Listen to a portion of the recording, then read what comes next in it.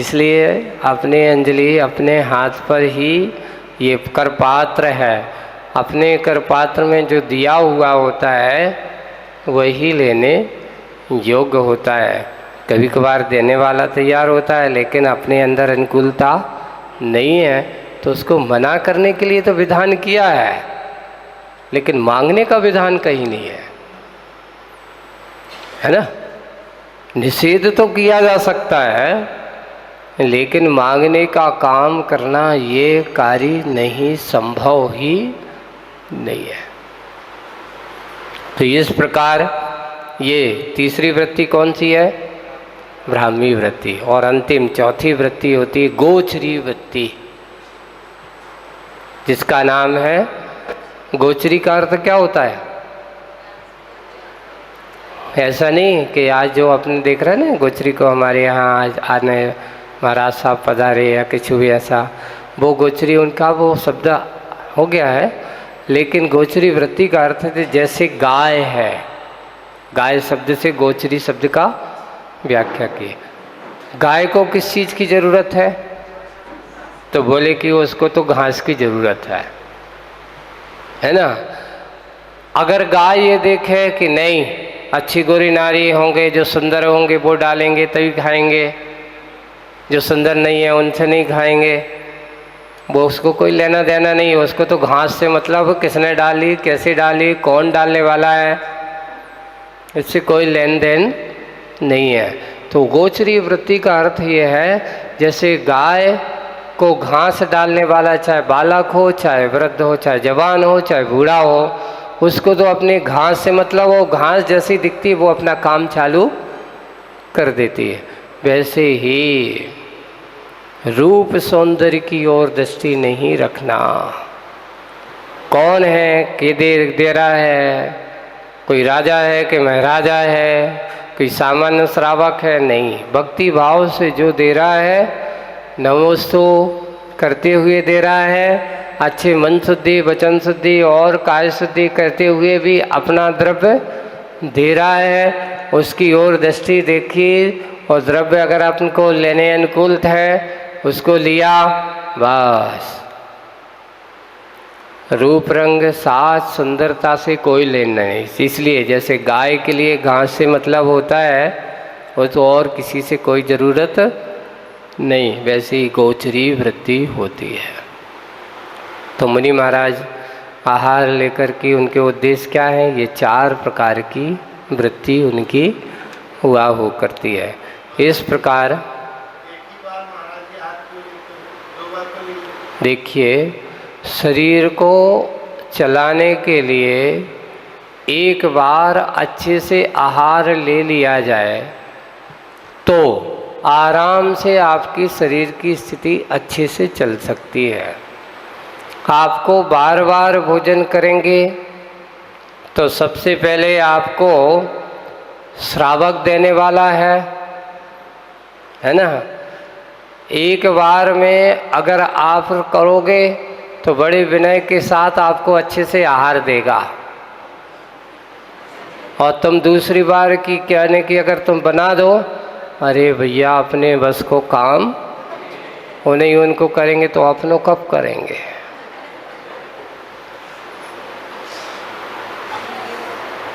है ना। अब हमें तो भी देखना है, दुकानदारी भी देखना है। तो पहली बात तो भोजन शरीर के लिए एक बार भोजन काफ़ी होता है। ये तो हमारी साइकोलॉजी बनी हुई है कि बार बार खाने से ही हमारा शरीर स्वस्थ हो सकता है। आप लोग देखते ही हो, क्या एक बार वाला ज़्यादा स्वस्थ लगता है कि बार बार खाने वाला ज़्यादा स्वस्थ लगता है? अच्छा, एक बार वाला ज़्यादा मेहनत करता है कि बार बार खाने वाला ज़्यादा मेहनत करता है? मेहनत की दृष्टि से देखा जाए तो आप लोग तो बहुत मेहनत करते हो, लेकिन जब आपसे कहा जाए कि तुम्हें लिए अब यहाँ से सूरत जाना, यहाँ से बिहार होना है, तो आप लोग क्या देखते हो? ट्रेन कब है, गाड़ी कब आएगी। लेकिन जो एक बार है ना, अपने यहाँ लिखा है करपात्री और पदयात्री, ये हमारे दिगंबर साधु और वीतरागी साधु की पहचान है। कोई पूछे आपकी विशेषता, साधु की विशेषता क्या है, तो उनके पास परिग्रह के नाम से कुछ नहीं है। तो भोजन कैसे करते हैं, तो करपात्री हैं। अगर कहीं जाना है तो कैसे जाते हैं, तो पदयात्री है। ये हमारी दिगंबरत्व की पहचान है, ये हमारी साधुता की पहचान है। जहाँ ये विशेषता हो समझ लेना वो ही वितरागी साधु है। और जहाँ थोड़े भी परिग्रह की बात यहाँ बिल्कुल नहीं होती। अपने पास कुछ भी रखने की ज़रूरत नहीं होती। अब आप जैसी चर्या बनाओगे वैसी चर्या के अनुसार उसका वृत्ति भी वैसी बन जाती है। अभी हम लोग बिहार करते तारंगा से आ रहे थे तो रास्ते में एक साधु मिले। उन्होंने कहा महाराज ये समझ में नहीं आती आप लोग हाथ में भोजन कैसे कर लेते हो। हम कि चलो आज देख लेना। उन्होंने पूरे खड़े होते हुए पूरे आहार देख रहे हैं। बड़ा सरल है। मैंने कहा सरल नहीं, आप लेना चाहो तो करके देख लो। आज तुम अपने पात्रों को अलग करके देखना और लेना। महाराज जी तो बात सही है लेकिन मुझे देगा कौन, ये तो बताओ। मैंने कहा तुम लेना चालू तो कर दो, तुम्हें देने वाले भी मिल जाएंगे। अब वो हम लोगों की यहाँ चर्या ऐसी चलती है, हम लोग तो जा कर के लेकर के आ जाते हैं और आराम से कमरे में बैठ कर के। मैंने कहा कि ठीक है वो आप लोगों की अपनी चर्या होगी, हमारी चर्या तो अकेले में और एकांत में नहीं होती। हमारी एक और विशेषता है, साधु हमारे कभी भी लेने की बात जहाँ होगी है ना, वो कभी एकांत में नहीं होती। वीतराग साधु अगर आहारचर्या जाए लेने जा रहा है तो तुमको दरवाजे बंद करके तिलाओ नहीं, आप सबको देखते हुए सबकी साक्षी में ही लेते हैं। और जहाँ तक कि ध्यान की बात है तो एकांत में ही होती है। सबके बीच ध्यान में एकांत होना चाहिए और चर्या में कैसा होना चाहिए, सबके समक्ष होना चाहिए। जहाँ ऐसा होगा उसके अंदर की निर्दोषता बनी रहेगी, कभी छुपाने का भाव नहीं होता। तो इसलिए साधु हमेशा इस प्रकार की चारों प्रकार की वृत्तियों को बना करके लेता है और लेकर के अपनी जीवनचर्या को, अपने आनंद के महाव्रतों को पालन करते हुए आगे बढ़ते चले जाते हैं। ऐसे ही आदिनाथ भगवान ने पूरा का पूरा 1000 वर्ष तक, कितने वर्ष तक भगवान ने मुनिचर्या की। आप लोगों के घर पर 1000 वर्ष तक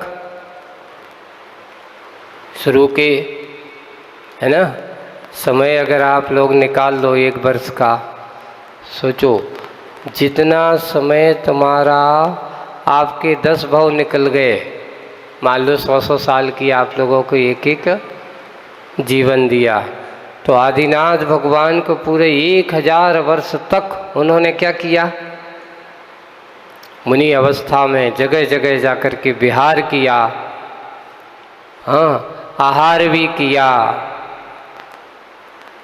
न जाने कितने श्रावकों को ऐसा सौभाग्य मिला होगा।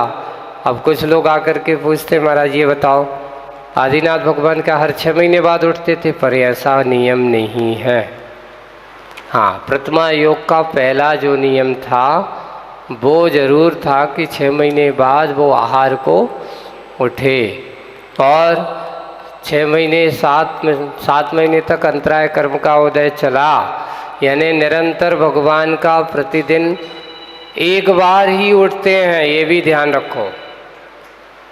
मुनि महाराज बार बार आहारचर्या को नहीं उठते। एक बहुत अच्छा एक प्रसंग चला, बोले अपने बालों को उखाड़ो और अपने बालों को छोड़ो। समझ में आया? अपने बालों को उखाड़ो। क्यों महाराज केसलोंच क्या जरूरी है आप लोगों के मन में? महाराज इतना कष्ट होता है करते समय?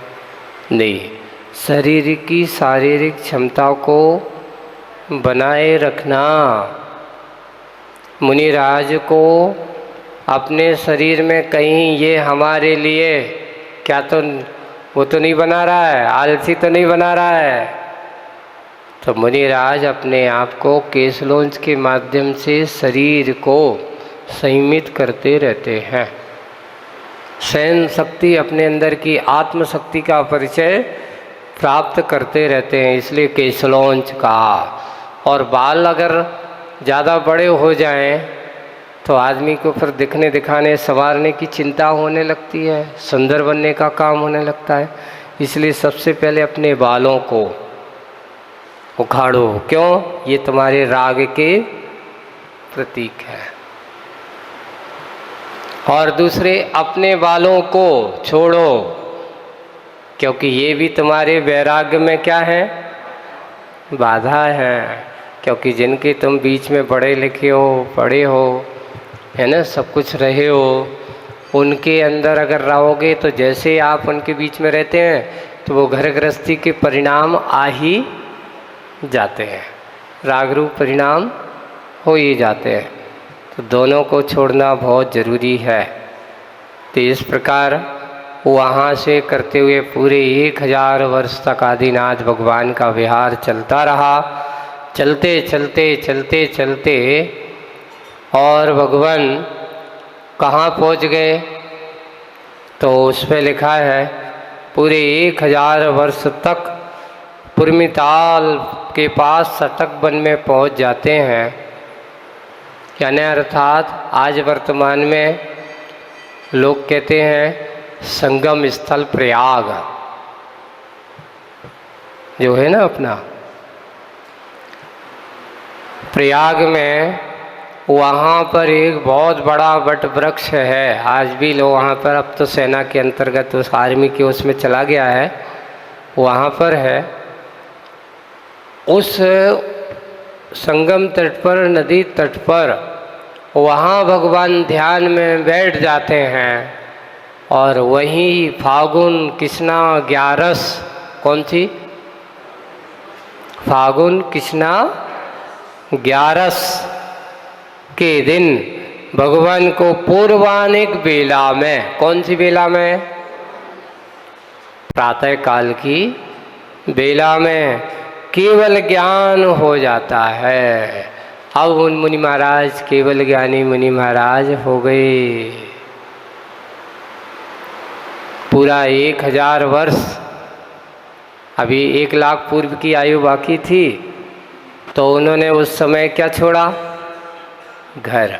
1000 वर्ष तक क्या किया? अब पूरा का पूरा समय केवली काल भगवान का व्यवहार होगा। और यहाँ भगवान को फागुन सुदी 11 के दिन जैसे ही केवल ज्ञान हुआ, उधर भरत के लिए सारा राज्यपाठ सौंप करके आए थे। तो उधर भरत के लिए उसी दिन एक नहीं कितने संकेत मिले? यहाँ पर आदिनाथ पुराण में 24वें नंबर के सर्ग में इसका बहुत अच्छे से वर्णन करते हुए उन्हें लिखा कि भरत चक्रवर्ती को एक साथ, एक नहीं, 2 नहीं, कितने संकेत मिलते हैं? 3 शुभ समाचार मिलते हैं। सबसे पहला एक श्रावक आया और उन्होंने कहा भगवान जय हो, आज प्रातः काल की वेला में भगवान को किसकी प्राप्ति हो गई है? केवल ज्ञान की प्राप्ति हो गई है। दूसरा सेवक आया अंतपुर से, सेविका हो, परिचारिका कहो, कंचुकी कहो, उस पर ऐसा शब्द दिया है, कंचुकी आए। उसने आकर के कहा कि महारानी को पुत्र रत्न की प्राप्ति हुई है। और तीसरा संकेत थोड़ी देर बाद आता है, भागा भागा आया, भगवान आप जय हो, आपकी आयुधशाला में चक्र रत्न की प्राप्ति हुई है। कितने? 3 संकेत हो गए हैं। तीनों संकेतों के माध्यम से ये कहा गया कि 3 पुरुषार्थ का फल उस समय भरत चक्रवर्ती के लिए बताया गया। 3 पुरुषार्थ। भगवान को केवल ज्ञान का कारण कौन सा पुरुषार्थ का फल है? तो उन्होंने कहा ये धर्म पुरुषार्थ का फल है कि आज उसको इस कलिकाल में ऐसे केवल ज्ञानी भगवान संपूर्ण ज्ञान को धारण करने वाले हमारे लिए मिल रहे हैं। तो वहाँ पर लिखा है कि धर्म पुरुषार्थ का फल क्या था? भगवान को केवल ज्ञान की प्राप्ति होना। दूसरा, काम पुरुषार्थ का फल महारानी पटरानी के यहाँ पुत्र रत्न की प्राप्ति होना। ये द्वितीय कौन से पुरुषार्थ का फल है? काम पुरुषार्थ का फल है। और तीसरा अर्थ पुरुषार्थ, जो गृहस्थ जीवन में श्रावकों के लिए और उनके पुण्य के फल से ही मिलता है। अगर आपके पास ये पुरुषार्थ है और काम करते हो तो उस फल का, उसका फल आपको मिलता है। तो ऐसे अर्थ पुरुषार्थ का फल था चक्र रत्न की प्राप्ति होना। 6 खंड का अधिपति यश बनना। ऐसे यशस्वी बनकर के 3 संकेत मिलते हैं। किनको? भरत चक्रवर्ती को। और अब सभा बुला करके निर्णय करता है कि क्या करना चाहिए, कौन सा उत्सव मनाए, धर्म पुरुषार्थ का, अर्थ पुरुषार्थ का कि काम पुरुषार्थ का। उत्सव मनाए जाएंगे, लेकिन कौन सा उत्सव मनाया जाएगा? तो यहाँ भरत चक्रवर्ती ने निर्णय किया कि चलो अब अपन सब क्या करेंगे, भगवान की केवल ज्ञान महोत्सव को मनाएंगे। तो ऐसे भगवान का केवल ज्ञान कल्याणक महोत्सव आज अपन ने यहाँ पर किया है। भरत चक्रवर्ती वहाँ भगवान के समोषण की ओर जाएगा, और समोषण कैसा है तो उसका वर्णन अपन समझेंगे बाद में। आज बस इतना ही। बोलिए परम पूज्य आचार्य गुरुवर श्री विद्यासागर जी।